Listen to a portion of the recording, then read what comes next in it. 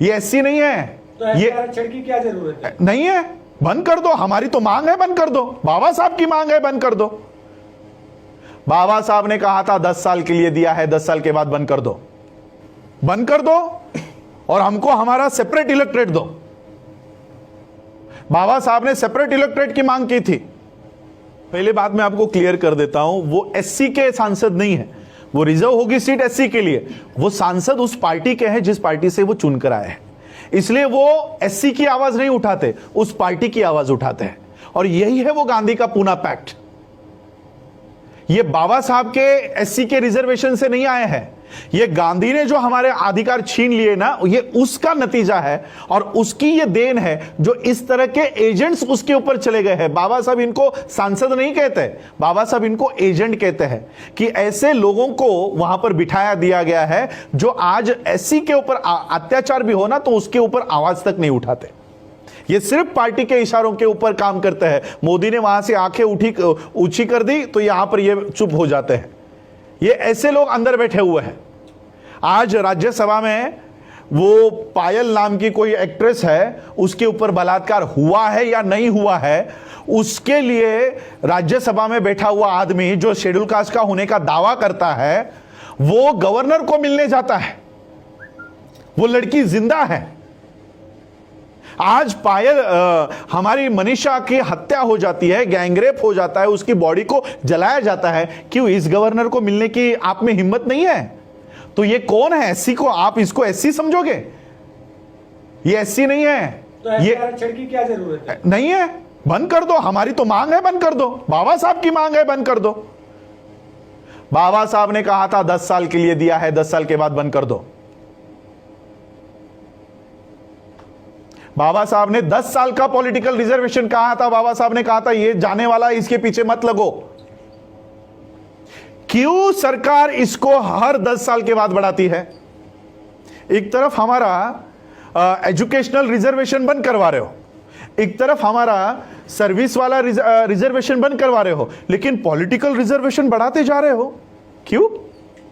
क्योंकि सर्विस में रिजर्वेशन मिलने के बाद, एजुकेशन में रिजर्वेशन मिलने के बाद बाबा साहब के सिपाही पैदा होते हैं, बाबा साहब के विचारधारा वाले लोग तैयार होते हैं। लेकिन पॉलिटिकल रिजर्वेशन कंटिन्यू करने के बाद दलाल पैदा होते हैं, इसलिए इनको दलाल चाहिए, आपका सिपाही नहीं चाहिए। इसलिए पॉलिटिकल रिजर्वेशन हर 10 साल के बाद, अभी 6 महीने पहले इन्होंने कंटिन्यू किया है वापस 10 साल के लिए। वहां से आठवले निकलते हैं ना, वहां से पासवान निकलते हैं, वहां से उदित राज निकलते हैं, इसलिए वो चाहिए उनको। जहां से हमारा आईएएस निकलता है, जहां से हमारा आईपीएस निकलता है, जहां से हमारे जजेस निकलते हैं, वो बंद कर दिया है, वो बंद कर दिया। जहां से दलाल निकलते हैं वो शुरू गए। तो इसका सॉल्यूशन क्या है?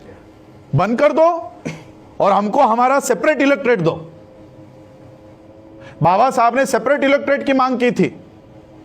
आज एससी के सीटों पे कौन चुनाव वोट डालते हैं? और जो हिंदू फेवर का हो, ब्राह्मण फेवर का हो, उसी को एससी का गधा चुनकर आ सकता है, लेकिन एक कर्तव्यगार व्यक्ति एससी के सीट से चुनकर नहीं आ सकता। कितनी एससी के सीट्स है मुझे बताओ कि बीएसपी जीतकर आई है? सारे एससी के सीटों पे बीजेपी जीत के आई है। तो कहां है ये? क्या बीजेपी एससी की पार्टी है? क्या डिसीजन मेकिंग में एससी का कोई भी एक आदमी बीजेपी के उस बॉडी पर है? यानी एससी के जगहों पर किसका कब्जा है? बीजेपी का। क्या बीजेपी एससी की पार्टी है? क्या कांग्रेस एससी की पार्टी है? एससी की पार्टी कौन है? बीएसपी है।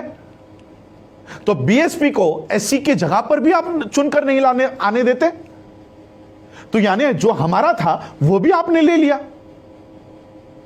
बीएसपी हमारी पार्टी है, वहां से तो एससी के कैंडिडेट्स को चुनकर आने देना चाहिए था, वहां से भी बीएसपी को निकाल दिया। तो कहां रहा रिजर्वेशन? हमारा ये रिजर्वेशन नहीं है, रिप्रेजेंटेशन है। मुझे बताओ उस संसद में एससी का प्रतिनिधित्व कौन कर रहा है? मुझे बताओ। रिजर्वेशन छोड़ दो कि 30 सीटें आपके लिए रिजर्व है, रिजर्वेशन छोड़ दो, रिप्रेजेंटेशन की बात करो। कितने लोग एससी के ऊपर अन्याय हुआ, किसने इस्तीफा दिया? प्रतिनिधि कौन है? हमारा प्रतिनिधि। अगर हमको प्रतिनिधि रास्तों के ऊपर ही चुनना है, देखो मैं आज आप लोगों के माध्यम से इस देश के प्रधानमंत्री को चेतावनी देना चाहता हूं। मैं अपने शब्दों को पूरी तरह से होश हवास में इस्तेमाल कर रहा हूं। मैं इस देश के प्रधानमंत्री को चेतावनी देना चाहता हूं, आप संसद में बहुमत में होंगे, आप राज्यसभा में बहुमत में होंगे, लेकिन देश में हम बहुमत में हैं। देश में हमारी संख्या ज्यादा है। अगर इस देश के संविधान को उसके साथ खिलवाड़ करने की कोशिश की, एक भी एमएलए और एक भी एमपी को रास्तों के ऊपर घूमने नहीं देंगे। एक भी एमपी और एमएलए को घूमने नहीं देंगे। और जो एससी का है सबसे पहले तो उसको पीटेंगे, ओपन वाले को बाद में पीटेंगे, ओपन वाले को बाद में पीटेंगे, एससी वाले को पहले पीटेंगे। ये वो दलाल है जो हमारी बात करने के लिए अंदर भेजा है, वो चुप बैठा है, इसको पहले पीटेंगे। लेकिन हम बाबा साहब के संविधान को मानने वाले लोग हैं, इसलिए मैं मोदी जी को बोलना चाहता हूं कि ऐसे नौबत पर हमको उतरने के लिए मत दीजिए। इस देश के मार्शल हम लोग हैं, मैं मिलिट्री के खानदान से हूं। इस देश की सुरक्षा करने के लिए हमारे लोगों ने अपनी जान दे दी है। सोचो संविधान की सुरक्षा के लिए क्या कर सकते हैं।